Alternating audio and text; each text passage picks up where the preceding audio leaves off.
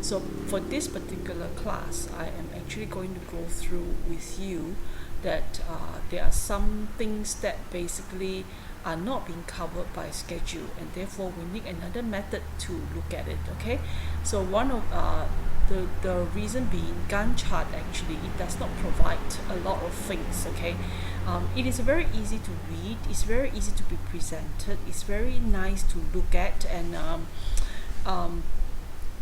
it can actually give the information in a rather quick manner, but in terms of analysis it can be quite tedious, and then there's a lot of there's a lot of prompting to mistake as well, because you may be looking at a very long list, and then when you want to do the interdependencies, or you want to do the sequencing of activities, interdependencies, and also parallel activities, things may get a bit more complicated. Okay, so here we are looking at this Gantt chart does not provide you with a detailed sequence of activities. It does, but it takes it is not very clear, it is not very straightforward in that sense. Then the interdependency among the activities is actually less obvious.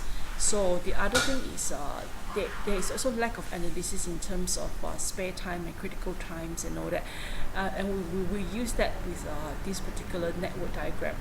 So we will replace that with this particular network diagram. Okay, so the sequencing of activities here is better to be presented using what we call a network technique. Okay, when you put everything in a picture, it's a lot easier to read and see compared to when you put it in the list, you see. So but for network techniques, I prefer only to use the major activities, okay, because it's not much of a point to actually go into the smaller activities and try to complicate things, okay, unless the secondary activity are actually quite critical as well, then you will put it into the network. So network is basically, if you have 15 major activities, you use 15 major activities. If you have 20 major activities, you use 20 major activities, and then you line them up in a network kind of format. Network means that you have a node, you have an arrow, so those are what we call engineering called network. Okay, and basically there's two types of network. One is called activity on node, AON. One is called activity arrow diagramming method, AOA, activity on arrow.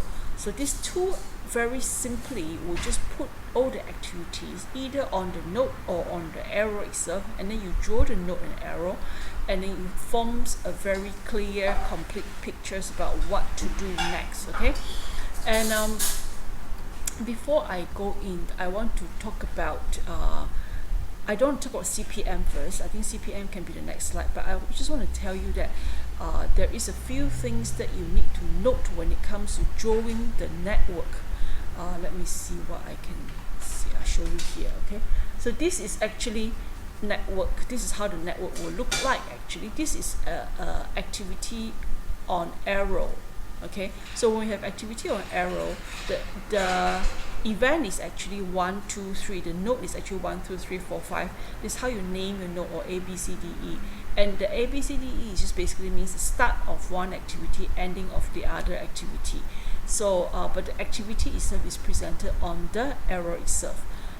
There's another method, is basically the node itself. The node itself is the activity, and the arrow itself is just the starting to the ending, and the starting of the next activity is just a representative.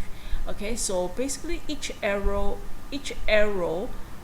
or node will present an activity, and the arrow, each arrow or node, okay, so we're talking about AOA and LN at the same time here, and only one arrow or one node will present one activity. Okay, and arrow has no vertical significance, meaning that if it's not because it's longer, means that the activity is longer, or it means that the event is a lot longer. No, so arrow and arrow tail actually in AON. Okay, arrow tail in AON will actually signifies the start of the activity, and the arrow head will actually be the completion of the activity. And this is actually different when it comes to AON, because when it comes to AON, the arrow head itself will be the starting of that particular activity. The arrow end will be the end of the activity. So this one is strictly applicable to AOA, okay, and it will be vice versa, okay, and it will be it will be completely different, okay, opposite, we'll say, when it comes to with AON, okay, opposite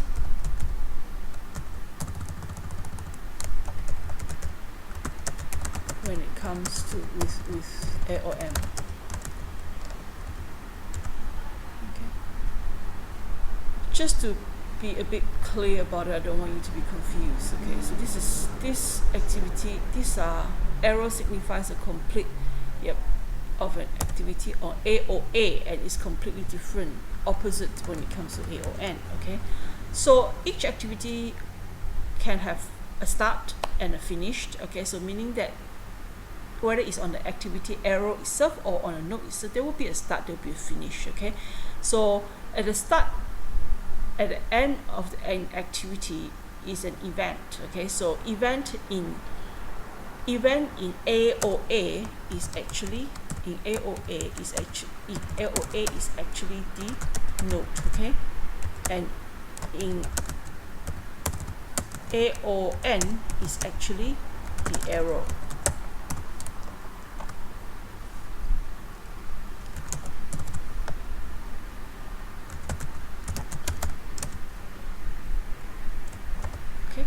So I hope this is clear. So these are some of the basic definition.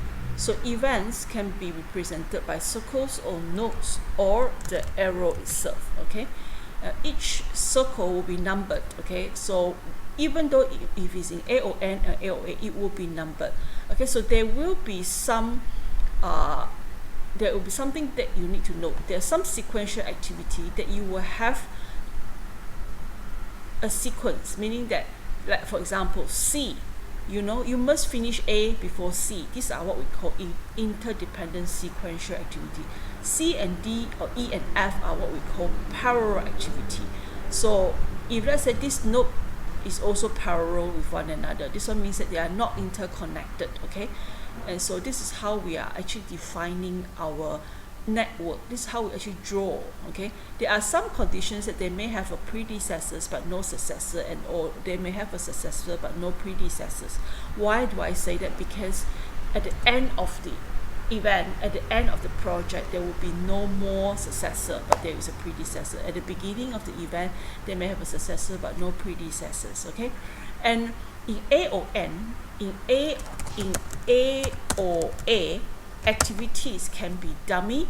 There may be a dummy activity, which I will show to you in some of the examples later. Okay, so most of the time you will have a predecessor and a successor.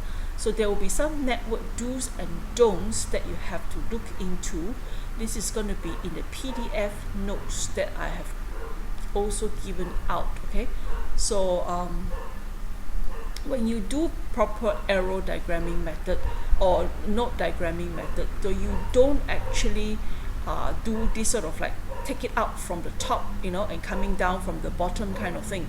You don't join it. You always join it at the end and at the beginning. Okay, and then you don't go backwards. There's no left to right, there's always left. There's no right to left, there's always right to left. So you don't jump like that. Okay, and then you don't split the relationship lines. Okay, you don't combine the relationship lines. Sorry, you must split it out very clearly, and then you don't cross those lines as well.